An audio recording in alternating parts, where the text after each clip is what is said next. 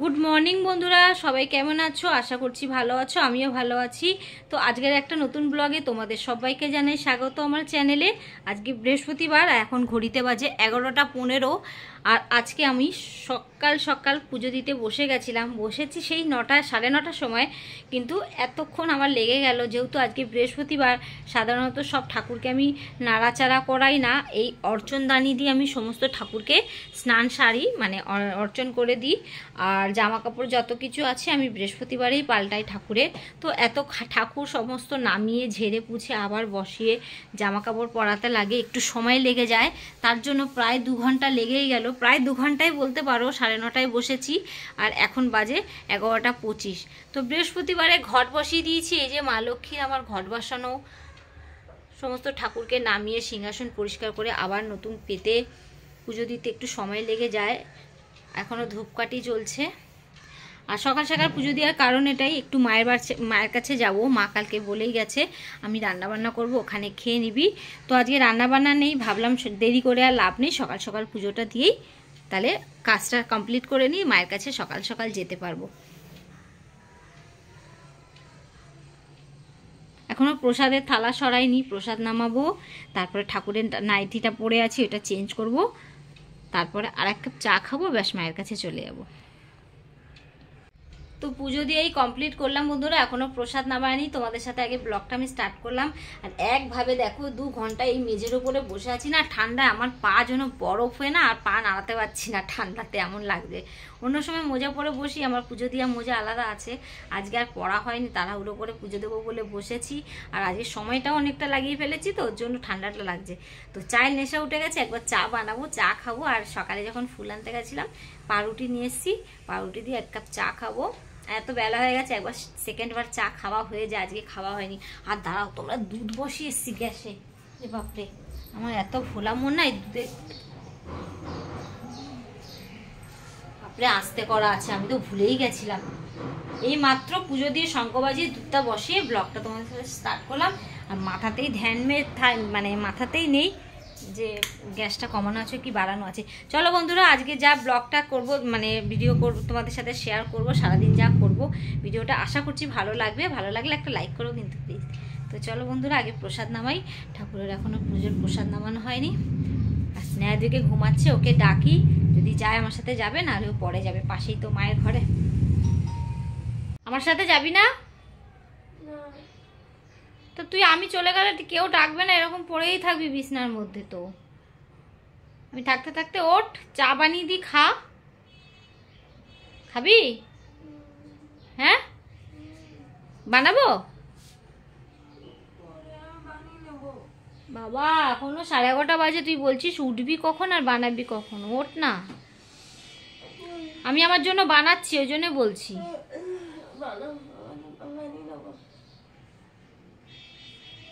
তাহলে আমি যাবো যখন আওয়াজ দেবো, তুই গেট বন্ধ করে দিবি। বন্ধুরা গুছিয়ে গাছিয়ে নিয়েছি, বেরিয়ে পড়ি। এই যে, আর আমি বেরিয়ে পড়ছিলাম, গায়ে ওড়নাটা নানি, ওড়নাটা রেখেছি কাছে, ভুলে গেছি। স্নেহা আসো, দরজা বন্ধ করো, স্নানে যাও আর চা করে খাও। আর করবে, যখন যাবে ব্যালকনির দরজা বন্ধ করবে, ঠান্ডা হয়ে যাবে। আসলাম, টাটা। চলো বন্ধুরা, মায়ের কাছে যাই, তারপর কথা হচ্ছে তোমার সাথে। বন্ধুরা, মায়ের ঘরে চলে এসেছি। মা সরঞ্জাম করছে রান্নার। কি রান্না হবে? ফুলকপি দিয়ে, আলু দিয়ে, পনির দিয়ে হবে, তারপরে পালং শাকের চচ্চড়ি হবে, আর রান্নার দিকে বসে গেছে। ফুলকপি ডাটা চচ্চড়ি। আমি সিঁড়ি দিয়ে এসে হাঁপিয়ে গেছি, তোমাদের লিফট চলে না। বাবা রান্নার সরঞ্জাম বসে গেছে। এদিকে কি বসিয়েছ? ফুলকপি কেটে হলুদ মাখিয়ে রেখে দিয়েছে। কি বসিয়েছ এতে? কপির ডাটা। আর ভাত হচ্ছে এদিকে।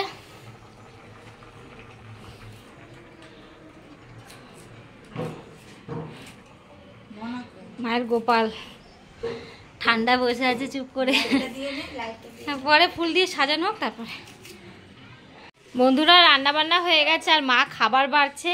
আর মায়ের কাছে আসলে আমাদের এই কাগজের প্লেটে খেতে হয়, কেননা আমাদের এঁঠো মা ওটা ধরবে না, আর ফেলেও দিতে হবে, কেননা কোথায় রাখবে আমাদের এঁঠো থালা। তার জন্য আমরা যখনই আসি কাগজের প্লেটে খাই, আর কাগজের গ্লাসে জল খাই, চা খাই, এইসব খাই। কেন আমাদের এঁটো থালা আবার কোথায় জোগাড় করে আসবে, কখনো কখনো খাই, তার জন্য এই ব্যবস্থা রাখা। আর রান্নাতে আজকে ভাত আছে, আর কি আছে মা, ফুলকপি আলু দিয়ে পনিরের তরকারি না, আর ফুলকপির ডাঁটা চচ্চড়ি, আর স্নেহা যেহেতু পনির ভাজা ভালো খায় ওর জন্য একটু করেছে। আর এই যে ফুলকপি দিয়ে পনিরের রসা, চাটনি করেছে, খেজুর, কিশমিশ, আমসত্ত্ব, কাজু, আর এখানে আছে পালং শাকের ঘন্ট, সমস্ত সবজি দিয়ে বড়ি দিয়ে।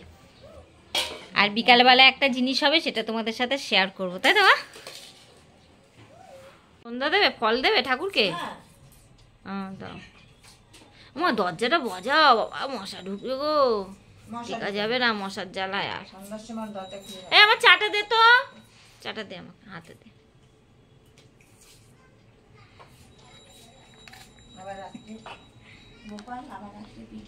কিরে কি খাবি? পিঠে, পিঠপাত, পিঠে দিচ্ছি, দুম দুম দুম পিঠপাত। আমরা আগে পিঠে খাওয়ার নাম করতাম, আর আমার কে বলতো মা পিঠপাত ধুম ধুম দেবো? বাবুই তো বলতো, বাবু বলতো পিঠে খাবি নে পিঠপাত। হাসাবি না। বন্ধুরা এখন 6টা বাজে, আর এই যে চা নিয়ে বসেছি, চা খাবো। তুই খাবি? এনে খাবি, খা। Disposal glass. এখানে আসলে তো এটাই, এখানে আসলে এই গ্লাসে জল খেতে হবে, চা খেতে হবে, দুধ খেতে হবে, ঘোল খেতে হবে, সব খেতে হবে। আর ওই যে কাগজের তলায় ভাতকে ফেলে দিয়ে আসো। হ্যাঁ মনের আনন্দে বল হরি ভজ বৃন্দাবন, শ্রী গুরু বৈষ্ণব পদে মজাই আমন, শ্রী গুরু বৈষ্ণব পদ পদ্ম করিয়াস, নম সংকীর্তন করে নরোত্তম দাস, নম সংকীর্তন করে প্রেমানন্দ দাস, হরে কৃষ্ণ হরে কৃষ্ণ। আমার চোখ মুখের অবস্থা দেয়। সারাদিন বন্ধুরা ল্যাদ খেয়েছি, সারাদিন মায়ের ঘরে এই খাটের থেকে নাবিনি, খাওয়ার সময় নেমেছি, চাটাও বিছনায় বসে বসে খেয়েছি, সারাদিন আজকে ল্যাদ খেয়েছি। আর এই যে স্নেহা এসছে বিকেলবেলা, এসে খেলো ঠেলো, তাও এসছে যখন 3:30 বাজে না, তুই এসছিস, আমরা খাওয়া দাওয়া করে নিয়েছিলাম, খাওয়া দাওয়া করেছি, আর ও এসছে। আর এসে এই যে দিদা নাতনি মিলে পিঠে গড়ছে, এখন গড়ছে দুজনে মিলে, তা এখনো বানাবে। আর ওদিকে তোমার হয়ে গেছে কাঁচি পোড়া, সাঁচি পোড়া, সাঁচি পোড়া, আমি নামও জানি না, চাটার মাথা। কাঁচি পোড়াও বলে, অনেক কাঁচি পোড়াও বলে, আমি শুনেছি কাঁচি পোড়া। তাহলে বলে কেন নাম? এই যে করছে পিঠে, এই যে এই দেখো এদিকে নারকলের ছাই মা দুপুরবেলা করেই রেখেছিল। আর এই যে চালের গুঁড়ি, কিরম করে মোড়াচ্ছিস বাবান? হচ্ছে না, দিদানের মোড়ানটা বেশি ভালো হচ্ছে। দিদাই মোড়াবে, তুই ভরে ভরে রাখ, দিদা মোড়াবে। হ্যাঁ এই যে নারকলে পুর করে রেখেছিল, আর চালের গুঁড়ো গরম জলে মেখে রেখে দিয়েছিল। আর এদিকে এই যে কাঁচি পোড়া করছে। আর এইটা স্নেহা খুব ভালো খায় ঝোলা গুড় দিয়ে, আর আমরা একটু দুধেও ভেজাবো। এই সিজনের প্রথম তো একটু দুধে না ভিজিয়ে খেলে ভালো লাগে, তাই না বলো? আর সবার আগে ভোগ হবে, গোপালের ভোগ পড়বে, সেটা প্রসাদ হবে, সেটাই আমরা পাবো। আর দেখো মাটির, আগের বার অব্দিও মাটির করেছিলে না? হ্যাঁ ফেটে যায়, আবার সামলে রাখতে হয়। আর এটা থাকলে কি মা যে গোপালকে ভোগ বানিয়ে দেয় ইডলি করে করে, তার জন্য এটা কেনা। আর দেখো কি সুন্দর চালের গুঁড়ো উঠছে, কিন্তু সুন্দর, কেউ বলতে পারবে না ননস্টিকে কি চালে, মানে মাটির জিনিসে খুব সুন্দর হচ্ছে। এগুলো হবে দুধে চোবানো হবে, স্নেহার এগুলো হচ্ছে ঠাকুরকে ভোগ দেওয়া হবে গোপালকে। গোপালজি বসে আছেন, ভোগ পাবেন, সন্ধ্যা পড়ে গেছে ফল দিয়ে, এখন ভোগ পাবে রাতের, তারপরে শয়ন দেওয়া হবে গোপালকে, আমাদের গপ্পু সোনাকে।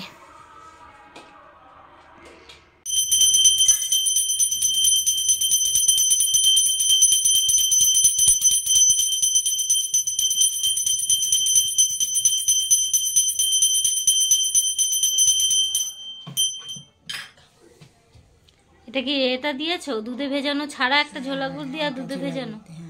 হ্যাঁ গোপাল না খেলে আমরাও খেতে পাচ্ছি না। আর এদিকে স্নেহা হাতে নিয়ে দাঁড়িয়ে আছে, গোপালকে যতক্ষণ না ভোগ দেওয়া হচ্ছে ও মুখে দিতে পারছে না, সেই থেকে একটা নিয়ে গুড় গুড় করে বেড়াচ্ছে। এবার খা, এবার খা। ভেতরে কাঁচা নেই কেন বলতো, চালটা কিসকিস আরো ভালো হয়েছে, কিন্তু ওইটা তো একটু খারাপ হচ্ছে না। আর এদিকে এগুলো পড়ে অর্ধেক করে পড়ে আছে, কমপ্লিট কর। ওর এইটাই খায় পিঠের মধ্যে সেদ্ধ। গুড় দিয়ে নেবে না? তাহলে ইডলি খেতে হয় মানে, তুই ইডলি খাস না কেন বাবা? না একটু দেরি হতে দে। দুধে ভেজলে ঠিক হয়ে যাবে। তো বন্ধুরা পিঠে খাবার মানে মনে হচ্ছে এবারে মনে হচ্ছে শীত পড়ে গেছে না, এবার মনে হচ্ছে শীত পড়ে যায়। পুরো দেখ পেছনটা মনে হচ্ছে ফুচকা মুখে ঢোকাচ্ছে। এই নে। পিঠে খাবার মজা বন্ধুরা, সত্যি। তো চলো আজকের ব্লগটা এই পর্যন্ত রাখলাম বন্ধুরা, অনেকটা লম্বা হয়ে যাচ্ছে ব্লগটা। দেখা হবে একটা কালকের ব্লগে। তোমরা ভালো থেকো, সুস্থ থেকো, সাবধানে থাকো। আর আমরা পিঠে খাই, তোমরা তাড়াতাড়ি গিয়ে পিঠে জোগাড় করো, পিঠে খাও। তেল দিয়ে মাখাস নি কেন?